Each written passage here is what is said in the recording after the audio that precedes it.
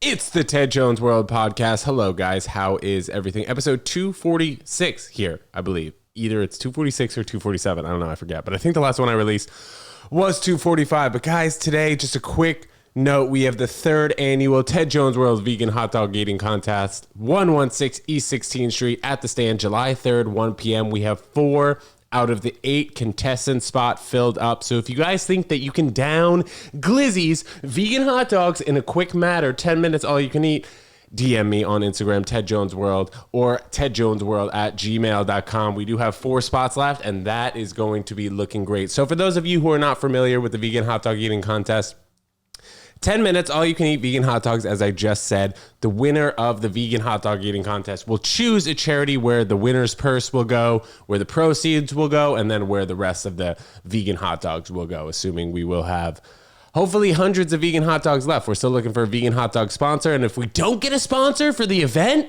you guys are wilding, okay? I reached out to a few vegan hot dog companies and they haven't gotten back to me, or some of them actually have gotten back to me and they were like, if this seems like something we'd be interested in, we'll get back to you. Guys, I don't know who else is doing vegan hot dog eating contests, okay? Vegan hot dog companies out there. So I suggest that you guys get in the mix. But also we have Ted Jones comedy shows. Just check the link in this YouTube video. Guys, it went out today. Today is the worst day so far in June, okay? It's extremely humid outside. It's raining, but hey, not so much to complain about because I am alive. Okay, so I went to this legal dispensary. Guys, this is very exciting. 31st and 8th. I'm going to give them a little bit of a shout out here because they're just so damn nice to me over there.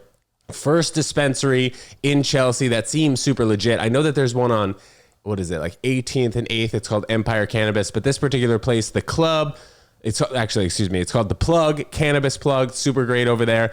And as I bought like these joints, I bought a 7-pack of pre-rolled. The guy who sold it to me was like, be careful, man. Like, these are super strong. I smoke a lot of weed, but these are very strong. So naturally, when the guy told me that the weed was strong, I didn't listen because does every single person not say that when they sell you weed, right? They're like, oh, damn, this that high quality bud.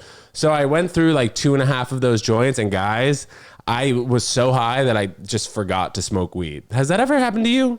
You just get like too high that like you don't even remember that you were smoking at that particular point. I really don't feel it the next day, as opposed to if I have like 6 to 10 drinks, like I'm feeling it for 48 hours. People say alcohol is toxic, it's a poison, but like, I mean, 90% of people drink, do they not? And then when somebody asks me, why don't you drink? It's like I'm weird that I don't drink. People don't see each other as weird for not smoking, you know? And then it's also funny, people ask me, well, Ted, what's in the vegan hot dog? I'm like, well, you guys weren't so curious when you're just eating regular hot dogs. For those of you who didn't know what's in regular hot dogs, I'll let you Google that. It's basically all the parts that aren't good enough for like sausage and bacon in the hot dog. So they just put it in a sling thing. That sounds like the infomercial or something. It'd be like, here's your slingshot, the sling thing. You know, you can just shoot spitballs out of it. You go on Shark Tank. Here's the sling thing, Mr. Wonderful. This is the worst idea I've ever heard. This is what you're going to do, okay? And this is advice I only give to top entrepreneurs. You're going to take it around the back and you're going to shoot it, okay? Kill this lifeless thing. I should go on Shark Tank. But the thing is with Shark Tank, like I love the show Shark Tank, but not all the deals go through, you know? So you're more like, you're in a better place than if you would be as if you were just an investor and somebody came into your office and you're like, yeah, 100%, I'll invest in your company. Because when you sit down and you have a meeting with someone and you shake their hand and you're like, I'll invest, 100% of the time, you're probably going to need to invest, or that just makes you look like a really bad businessman, right? In the case of Shark Tank, though, not all those deals go through. Like 33% of the deals go through because then you do all this due diligence afterwards and you're on TV. So it's got to be a little bit more dramatic. I understand that part. Hollywood is dramatized. Is this podcast sometimes dramatized? It is. It sometimes is. Random tangent. Actually, not so random. Have you guys seen The Godfather? I watched all 3 parts this week. We're talking a total of probably, I'd say like 7.5 hours of movies. Great movie. The first one obviously being the best. That's how usually it works, except for when you're talking like Toy Story 2, Maybe Shrek 2. Shrek 1 was better than Shrek 2, but Godfather 1, slightly better than Part 2, which is slightly better than Part 3. All of them good, though. All of them kept my interest. And considering, like, I only watch YouTube videos now, I mean, that's really all I'm doing is watching YouTube videos when it comes to trying to be entertained of some sort. Like, I'll watch Netflix, I'll watch a series, maybe a documentary. It's 7 or 8 parts, whatever. I'll get involved in that. But, like, I'll knock that out pretty quick. When in YouTube's like, oh, you like this particular silly video that maybe 15-year-olds like? Check out this other video, which I love. And I was watching The Staircase on HBO, and, like, it was too slow. It got boring. But anyway, back to The Godfather. Some of the best mafia movies I think I've ever seen. Well, I mean, you think about The Godfather being the first mafia movie that ever came out that really dug into the lives of these mafiosos, right? Like Goodfellas after that, Scarface. Okay, let's see if we can do this. So we're talking mafia movies. I might get a lot of shit, though, if I talk about Scarface being a mafia movie. But Scarface was a mafia movie. He was in the mob. All right. So I'd say Goodfellas, Scarface, and Godfather. Is that a questionable ranking system right there? Goodfellas, Scarface, and then Godfather. It was great, but like Godfather also came out in what year? Let's see what year. 1972. So I don't know if it's that fair to compare to something that came out 20 years later. You know, and also when I was watching it, I needed to watch it with subtitles because it was remastered. The audio was fully remastered. It was kind of hard to understand if you were just watching it on TV. And it was funny, like they just had Italian moments in the movie that they didn't subtitle. It was just like speaking Italian. So I watched Hustle on Netflix, which is a movie about Adam Sandler being like an NBA scout / assistant coach. And he just like picks this talent up from Spain, I believe it was, and brings him to the United States to enter him in the NBA draft. And it was a good movie. Adam Sandler is always great. I remember watching Adam Sandler in like his first serious movie. I think it was considered his first serious movie, Click. Did you guys ever see that movie, Click? That was one of the first times I cried during a movie when I was like at an older age. It was sad. And if you guys have never seen Click, it's basically this guy wishes that he could fast forward through the boring moments, the dull moments of his life. And he ends up fast forwarding through his children growing up, his father passing away, I guess. Way to spoil the movie, T. Jones. But anyway, he ends up fast forwarding through like 10 years of his life, gets a divorce in that time. Sad ass movie, you know, because you think when you're in your life, sometimes you're like, I don't want to do this particular thing. But then, guys, if it's yesterday, you don't get back yesterday. That's a crazy thought too. And in this human life span, you know, we think it's so long, but in the history of the universe, it's really not that long. Okay. 100 years is nothing. 100 years will go by like that. Britney Spears got married this past weekend. And also, did you guys see her ex-husband came in and was like, I object, which is hilarious. Also, like on the front of hearing about that, but to see that he actually crashed the wedding, came in hot, was on Facebook Live during the event, and then eventually got tackled. Like I've joked about with my friends saying that I'm going to crash a wedding of like my ex-girlfriend or a girl who I was with previously, but I've never actually thought about doing it. And Britney Spears' ex-husband crashing the wedding. I mean, bro, this is crazy. It was the guy who she was married to for like 2 days. If you guys remember that, her like high school sweetheart. What was his name? Jason Alexander, something like that. Or that's the guy from Seinfeld. It's the same guy. It's the same name as the guy from Seinfeld. Britney Spears' ex-husband was arrested and charged with trespassing and battery after crashing her wedding Thursday at her California home. That's nuts. But if you think about it, like this guy grew up, high school sweetheart of Britney Spears, married her for 2 days, and then boom, got a divorce. And then like now what? K-Fed was in the picture. This guy, what's his name? Sam Shahigian. No, that's the wrong name. And Jason Alexander is coming in hot. He's like, I actually love you, Britney. These other people around you are just using you for your money and fame. I don't know. Maybe he's right. But does that give him the right to crash a wedding? Potentially. Have I thought about crashing my ex-girlfriend's, my ex-lover's weddings? Yes. But it's a joke. Is it a joke? Yeah, I've never done it. And also that movie Wedding Crashers was great. It like glorified crashing weddings.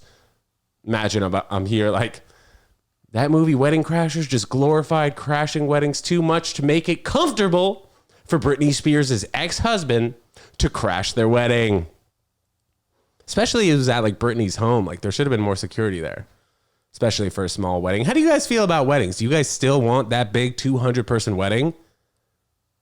I don't want to say that that's like a big reason that people even get married these days, but like, I don't know. It's cool. It's cool to have an event where it's like everybody's coming for your day, your specific evening or weekend of events.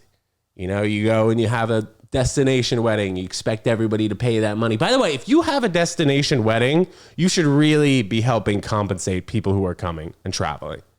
Okay? If you have a wedding, let's say you live in New York City, you have a wedding in the city, people who are from the city will come to your wedding. That's fine. All good. They'll take an Uber. They'll take the train, or maybe people from Pennsylvania, people from Florida might fly in. In a case like that, okay, maybe you don't need to compensate for the people who are coming in, you know, cover their flight, cover their hotels, whatever. But if you're having a wedding in Barbados, okay, and you live in New York, or a majority of the people who live in New York, you got to get them at least discounts on the hotel room, right? You get like a block of hotel rooms that give you 50% off. Definitely not 50% off. Come on.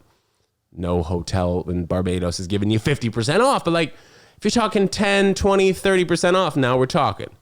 Maybe you help with the flights down there. But I don't know. Also, if I'm not so close to you, I don't want to go to your wedding in Barbados.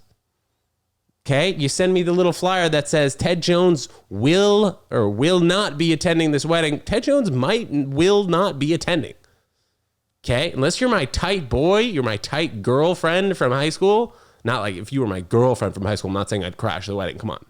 That's what we were talking about before, but we're off that topic. I'm talking about being invited to a wedding and going to it. If you have a wedding out there in Australia, forget about it. I'm not coming. Unless I'm flying on your Airbus 380 and you're comping hotels, whatever, you're giving me a Rolex with the groomsman invitation, I'll come. But besides that, guys, we got to chill with the destination weddings.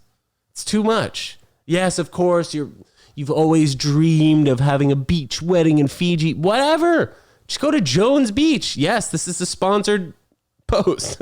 Go to Jones Beach, have the wedding, okay? It's 45 minutes outside the city. You don't need to go down to the freaking white sand and clear blue waters of Barbados.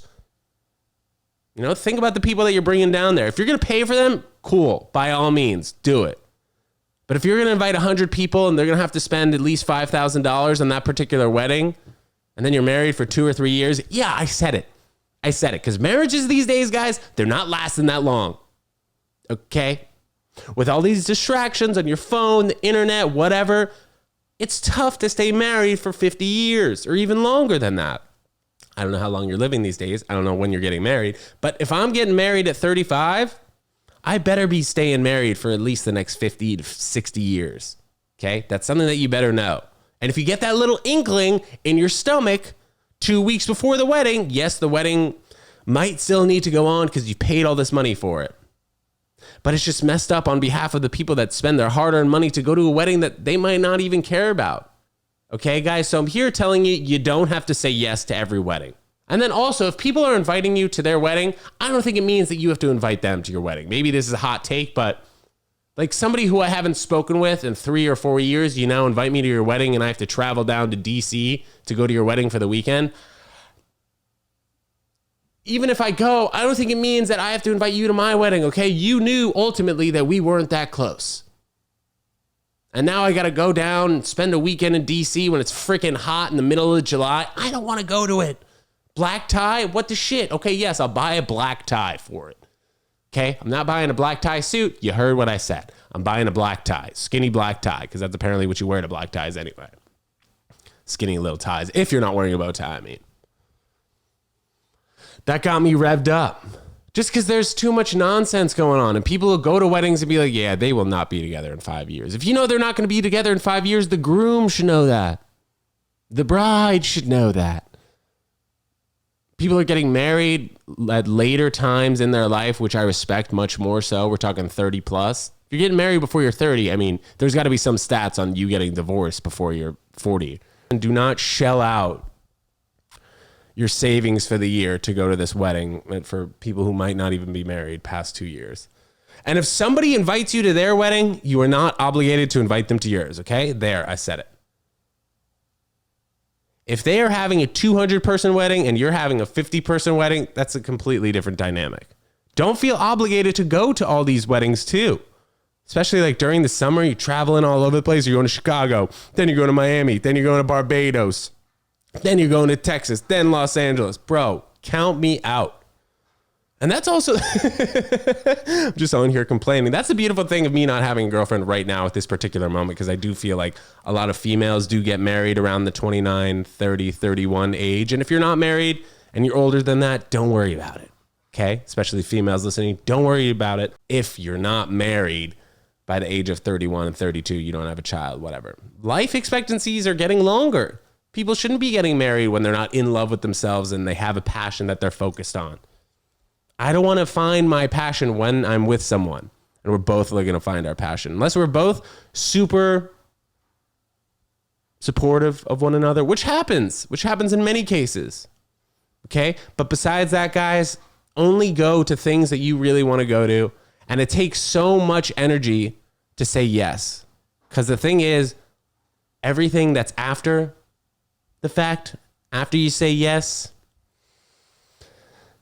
comes with a lot of emotional responsibility. That's why, not all the time, but a good amount of the time, I just like to say yo. AKA no. All right, guys, thanks so much for tuning into this episode. We'll see you on Thursday. Peace.